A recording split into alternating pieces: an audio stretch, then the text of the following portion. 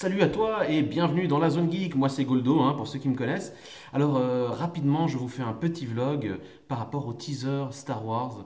Je sais qu'on est en plein week-end entre la sortie de Game of Thrones saison 8 qui est en train de faire le buzz. Et bien Star Wars a aussi décidé un petit peu d'amener sa pierre à l'édifice de la hype over geek. Puisqu'ils avaient évidemment leur convention à Chicago, la convention mondiale Star Wars, dans laquelle il y avait J.J. Abrams qui a présenté le teaser avec plein d'infos super cool. Mais je vais simplement vous faire un petit vlog rapide. La première chose, c'est que ça faisait longtemps que vous n'avez pas vu les gars. Effectivement, comme certains le savent ou pas, je suis devenu papa cette année.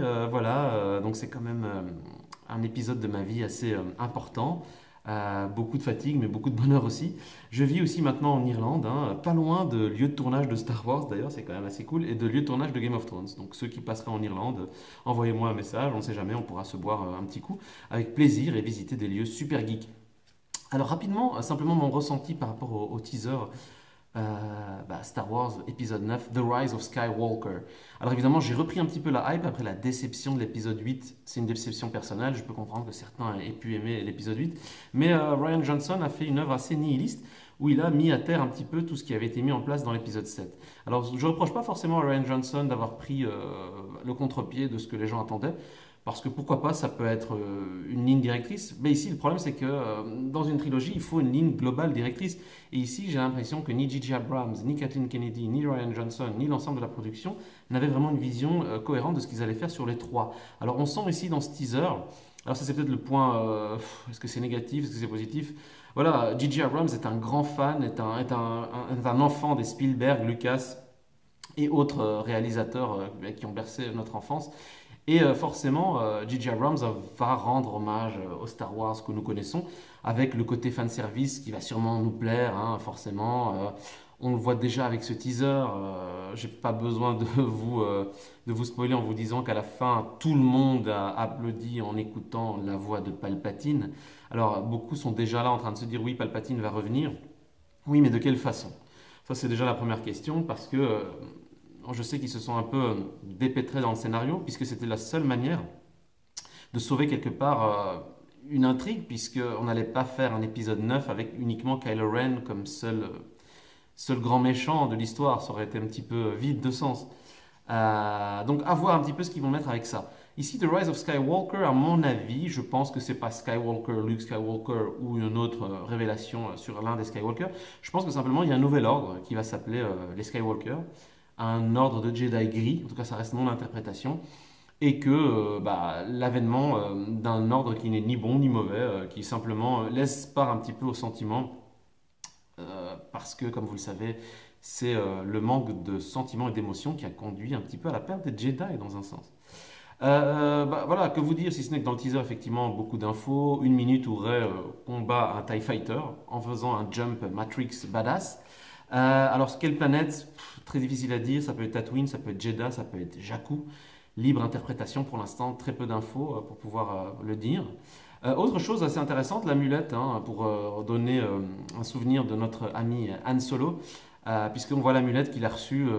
On pense que ce sera lui, c'est peut-être celle de Luke, mais à mon avis c'est plutôt celle de Han, lorsque dans le Nouvel Espoir ils se font récompenser par la princesse Léa et par la rébellion pour leurs actes et la destruction de la première étoile de la mort, l'étoile noire, peu importe les versions et les sous-titres.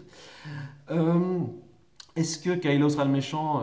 Est-ce que Rey sera la gentille? Bon, tout semble nous dire que oui, puisqu'il y a Rey habillé en blanc, Kylo habillé en noir. Voilà, donc on restera dans quelque chose, je dirais, d'assez classique pour Star Wars. Grand débat intéressant peut-être. Est-ce que vous pensez que Rey pourrait finalement, d'après ce qu'on voit, vu qu'elle est un petit peu sortie de nulle part avec des pouvoirs badass, est-ce qu'elle pourrait être une forme de réincarnation d'un Skywalker, d'Anakin peut-être? Pas mal de théories vont dans ce sens.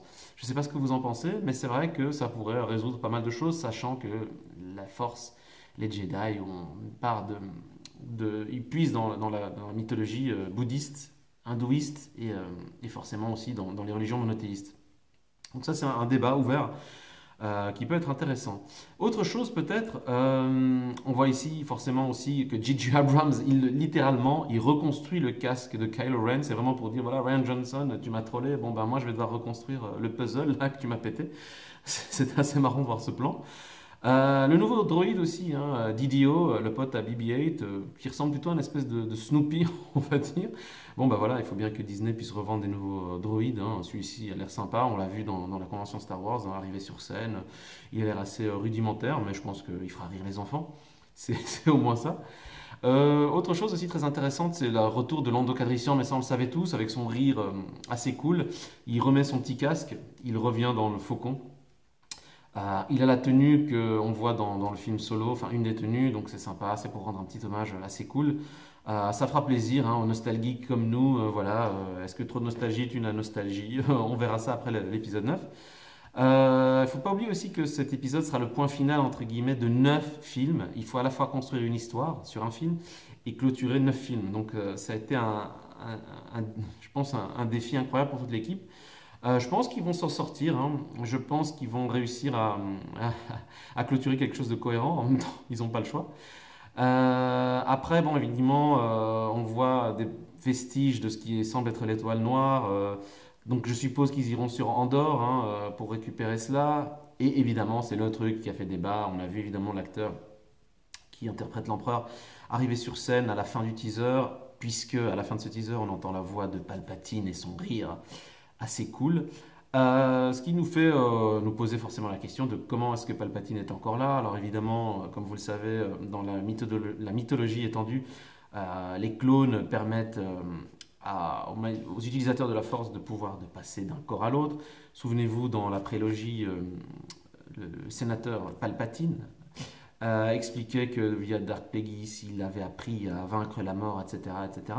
Voilà, je suis assez curieux de voir comment est-ce qu'on va réussir à avoir une histoire assez cohérente, comment est-ce qu'on va clôturer un petit peu les arcs de tous ces personnages. Est-ce que Rey va vraiment être un personnage un peu plus profond que ce qu'on a vu? Est-ce que Kylo sera vraiment un méchant badass? Est-ce que l'empereur, en tout cas ce qu'il en ressort, est-ce que ce sera sous forme d'un esprit, sous forme d'un enregistrement, d'un hologramme, d'un clone? Je ne sais pas, en tout cas ça m'a redonné la hype et ça c'est cool. Je ne sais pas si vous ça vous a redonné la hype, mais en tout cas je pense qu'il fallait qu'il révèle un spoiler aussi gros que le retour de Palpatine pour redonner un petit peu l'envie aux gens. Parce que je sais que trop de Star Wars a un petit peu tué du Star Wars. On a vu les résultats de Solo au box-office, pas terrible. Pour un film que j'ai quand même fortement apprécié, Solo. Voilà, donc en tout cas, c'était un petit peu mes ressentis, comme ça à chaud. Si vous avez l'une ou l'autre réflexion, l'autre interprétation par rapport à ce teaser, n'hésitez pas à donner vos commentaires. Et à très vite pour de prochaines vidéos. Que la force soit avec vous et que tout se passe bien d'ici là. Ciao!